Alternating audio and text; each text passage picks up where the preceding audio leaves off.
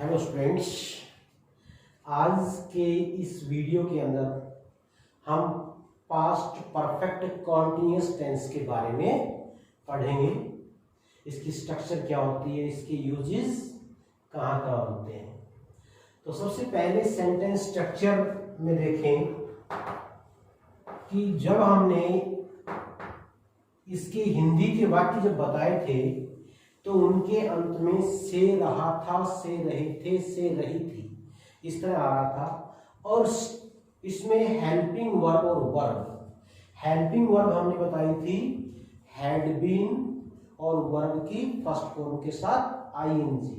तो स्ट्रक्चर सभी टेंसेस में इस प्रकार है, जैसे subject plus helping verb plus verb plus object या कॉम्प्लीमेंट्री, लेकिन उसमें क्या आ जाएगा, फॉर या सिंस, क्या आएगा, फॉर या सिंस।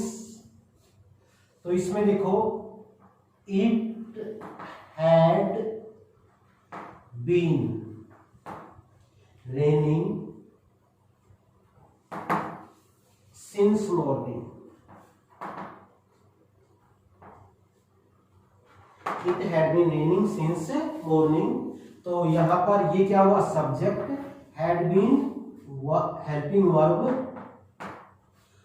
और वर्ब रेनिंग और सिंस या सिंस मॉर्निंग ये कॉम्प्लीमेंट्री।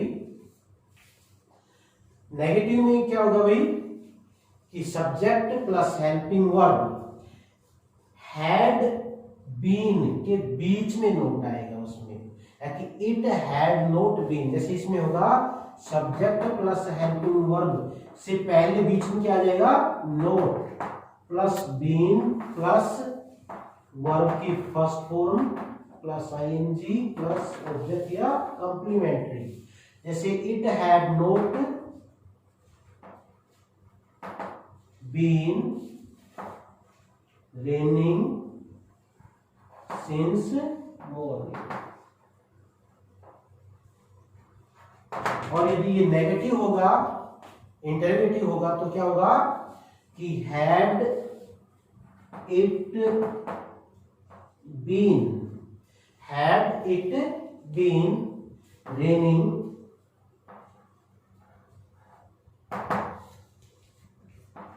Since morning. तो सब जो अफर्मेटिव सेंटेंसेस हुए उनमें पहले सब्जेक्ट, फिर हेल्पिंग वर्ब, फिर वर्ब, फिर ऑब्जेक्ट या complementary.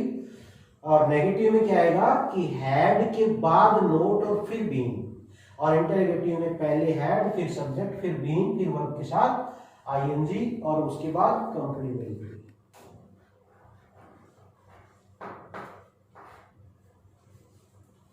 Uses of past perfect continuous tense. भाई पास्ट परफेक्ट कॉन्टिन्यूअस टेंस का प्रयोग कहां होता है। जैसे हमने प्रेजेंट परफेक्ट कॉन्टिन्यूअस में पढ़ा था कि फॉर या सिंस वाले वाक्यों में जब कोई कार्य शुरू हुआ और वो किसी समय तक जारी रहे, तो यहां पर पास्ट में, तो ऐसे कार्य को व्यक्त करने के लिए जो अतीत में किसी समय पर शुरू हुआ और वो जारी है, यानी कि जो अतीत में किसी समय पर जारी होने हुआ और अब किसी समय से वो चल रहा है, तो उसमें पास्ट परफेक्ट कॉन्टिन्यूअस टेंस का प्रयोग होता है। जैसे आई had been waiting, I had been waiting for him for 2 hours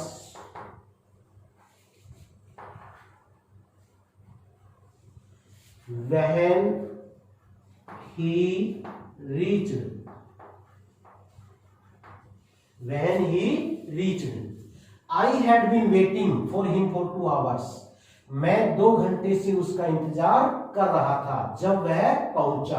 यानी कि पास्ट में किसी निश्चित समय पर, यानी कोई कार्य जब जारी हुआ और वो एक पॉइंट ऑफ टाइम तक चल रहा था, तो ऐसे कार्य को व्यक्त करने के लिए हम पास्ट परफेक्ट कंटीन्यूअस टेंस का प्रयोग करते हैं। तो पहला क्या हुआ, टू डिनोट एन एक्शन या to express an action which began in the past at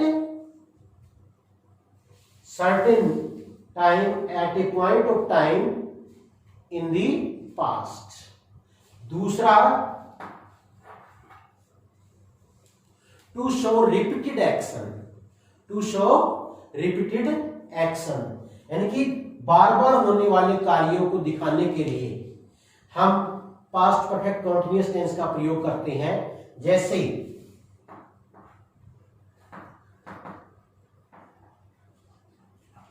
the teacher was angry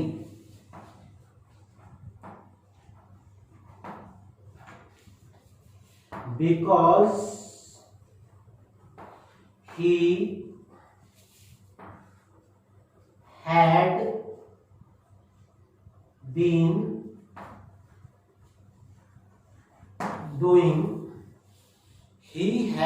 doing worse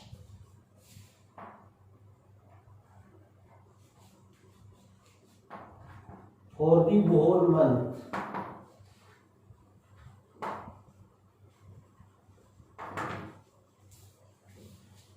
He had been doing worse, यहां पर had been और वर्ब के साथ ing। तो क्या हुआ कि रिपीटेड एक्शंस, यानी कि रिपीटेड एक्शन को एक्सप्रेस करने के लिए फ्रीक्वेंटली जो एक्शन रिपीट होता है उसके लिए हम पास्ट परफेक्ट कंटीन्यूअस टेंस का प्रयोग करते हैं। एक यूज और ले सकते हैं, to show conclusion of an action, to show conclusion of action, किसी कार्य का निष्कर्ष दिखाने के लिए, निकालने के लिए। जैसे Tina was fresh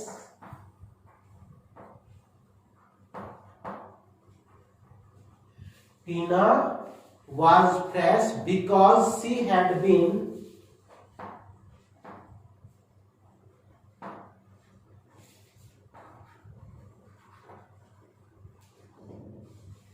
resting for the whole month। यानी कि ऐसे कार्य को व्यक्त करने के लिए जिसमें किसी कार्य का निष्कर्ष दिखाया जाए। तो इसके 3 यूज हुए। मोस्ट कॉमनली हम पहला जो मैंने बताया उसी का प्रयोग करते हैं कि फॉर या सिंस वाले वाक्यों में अतीत में कोई कार्य शुरू हुआ और एक निश्चित समय तक वो चल रहा हो, और ऐसे वाक्यों में हमें व्हेन या बिफोर, व्हेन या बिफोर से जो दूसरा भाग होगा वो पास्ट इंडेफिनिट टेंस में होगा। देखो, यदि फोर या यदि ये नहीं हो, कोई टाइम नहीं दिया हो, तो उसमें पास्ट कंटीन्यूअस टेंस का प्रयोग होता है। लेकिन जब उसमें कोई टाइम दे दिया तो पास्ट परफेक्ट कंटीन्यूअस टेंस का प्रयोग होता है। तो आज के वीडियो में इतना ही।